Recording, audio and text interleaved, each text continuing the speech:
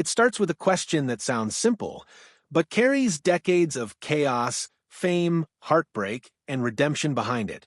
After a life filled with supermodels, backstage excess, and headline-making romances, who was the one person that truly mattered to Slash?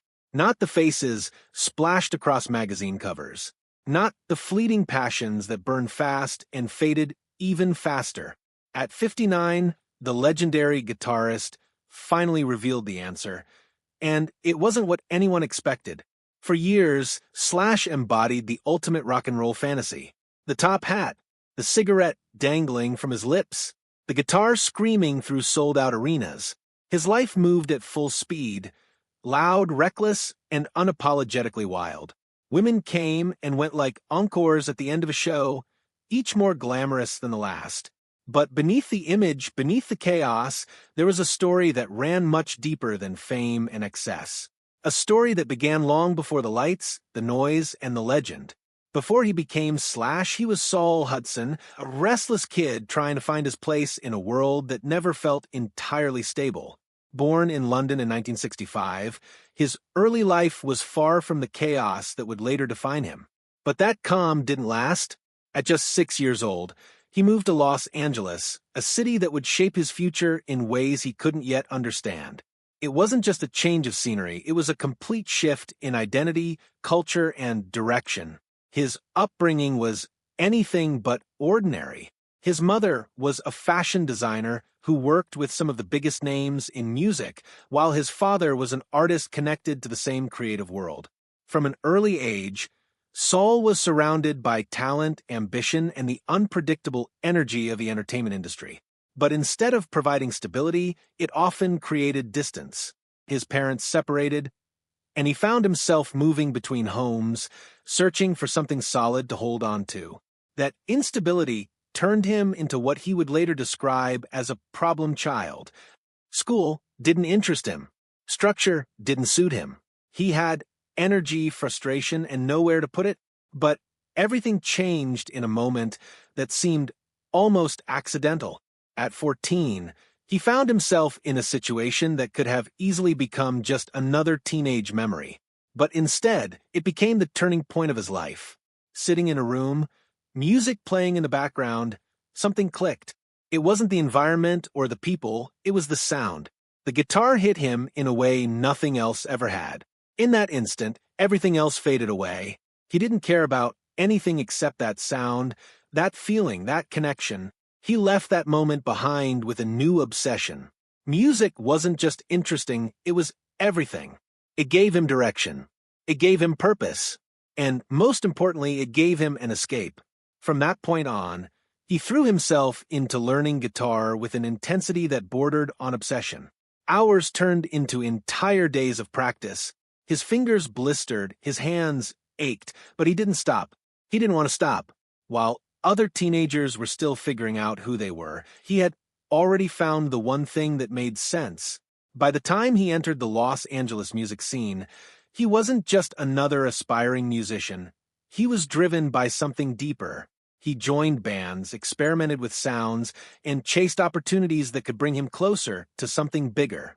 And then everything changed again. In the mid-1980s, he became part of a band that would redefine rock music, Guns N' Roses. What started as a group of raw, unfiltered talent quickly turned into a cultural force.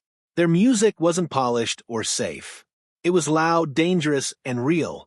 Songs exploded with energy, rebellion, and emotion. Audiences didn't just listen, they felt it. Their debut album didn't just succeed, it dominated.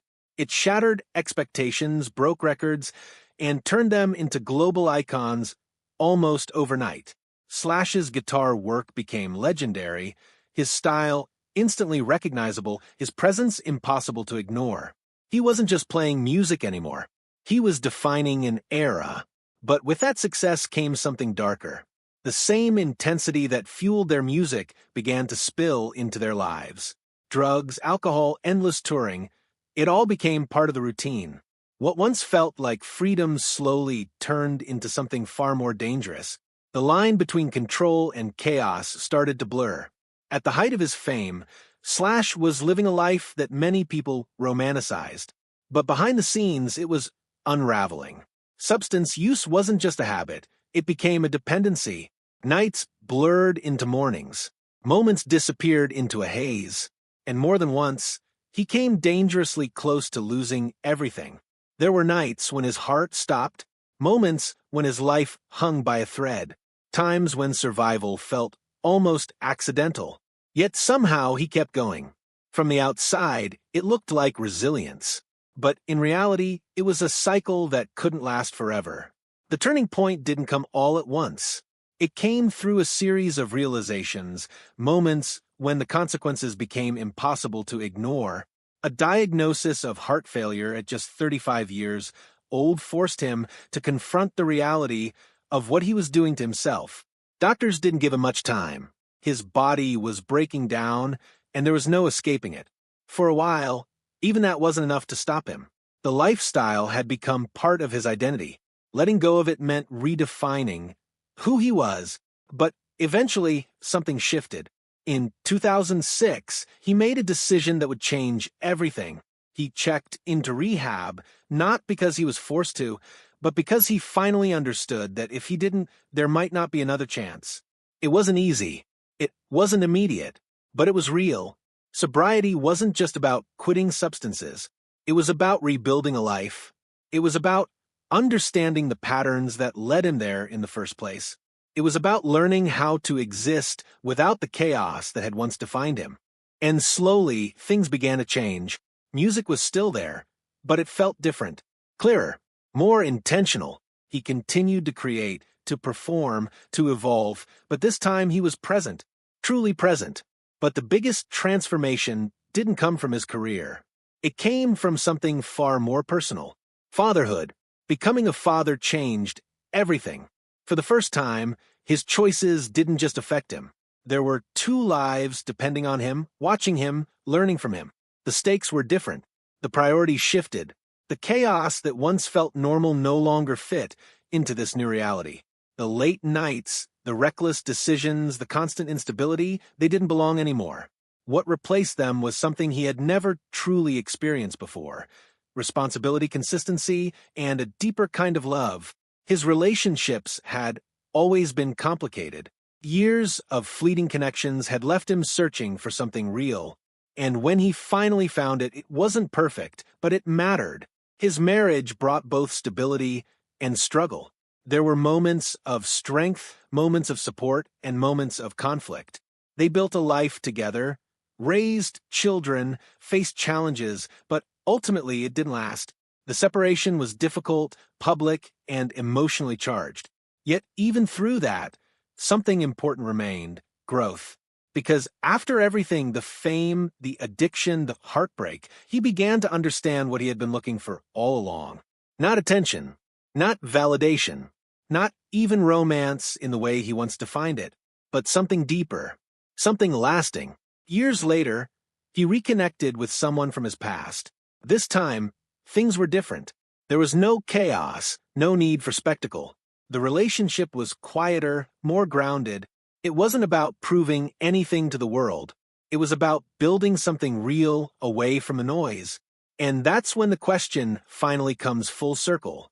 After all the relationships, all the experiences, all the highs and lows, who was the love of his life? When asked directly, his answer was simple: his children.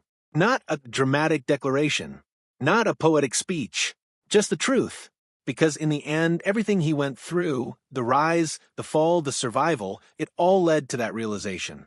The kind of love that doesn't fade, the kind that doesn't depend on fame, attention, or circumstances. But if you look deeper, the story becomes more complex. Because there were two women who played significant roles in shaping the man he became. One stood beside him during his darkest moments, helping him survive when everything seemed to be falling apart. The other came into his life when the chaos had settled, offering something calm, steady, and real. Both mattered. Both left their mark. Both were part of the journey. But neither defined the final answer. Because the truth is, the greatest love of his life wasn't found in the spotlight or the headlines. It wasn't part of the chaos that once surrounded him. It was something quieter, stronger, unshakable. A love that gave him a reason to change, a reason to survive, a reason to become someone different than who he used to be. And maybe that's the real story. Not just about fame or music or relationships, but about transformation. About a man who had everything the world could offer, lost himself in it, and somehow found his way back. And, in the end, discovered that the most important things in life aren't the ones that make the most noise, but the ones that stay when everything else fades.